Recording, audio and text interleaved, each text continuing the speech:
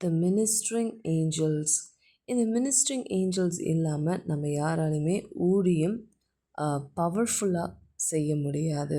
So சிலர் காவலிருந்து ஊழியம் செய்வார்கள். ஆனால் இந்த பவர்ஃபுல் மினிஸ்ட்ரி இது எப்போ நடக்கும்னு பார்த்தீங்கன்னா, ஆண்டவர் தன்னுடைய சேனையை நம்ம மினிஸ்ட்ரி பண்ணும் பொழுது ரிலீஸ் பண்ணும்போது தான்.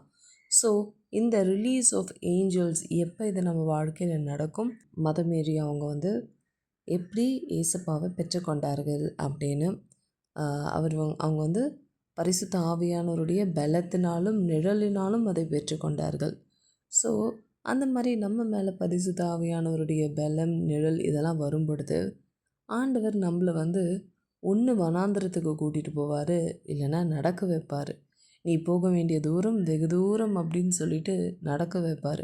பாருங்கள், அவங்க நடந்தே அவங்க என்ன பண்ணுறாங்க, அவங்க இனத்தாராகிய எலிசபெத் வீட்டுக்கு போகிறாங்க.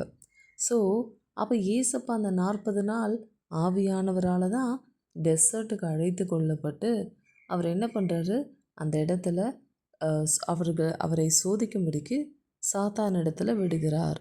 ஆனால் அந்த சாத்தானுடைய சோதனையில் ஜெயம் எடுக்கிறோமா? அதில் நம்ம ஜெயம் எடுத்தால் மட்டும்தான் பார்த்தீங்கன்னா த மினிஸ்ட்ரிங் ஏஞ்சல்ஸ் நம்ம வாழ்க்கையில் செயல்படுவாங்க.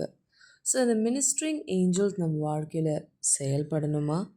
அப்போ நீங்கள் ஆவியானவரால் நிரப்பப்பட்டு வனாந்திரத்துக்கு ஆவியானவரால் நடத்தப்பட்டு பிசாசின் சோதனையை மேற்கொண்ட பிறகு உங்களுக்கு பார்த்தீங்கன்னா நீங்கள் எவ்வளோ ஸ்டெட்ஃபாஸ்ட் அந்த வனாந்திரத்தில் பண்ணுறீங்களோ அந்த அளவுக்கு உங்களுக்கு ஏஞ்சல்ஸாக ஆண்டவர் ஹெவன்லி ரெல்ம்லேருந்து கட்டளையிடுவார்.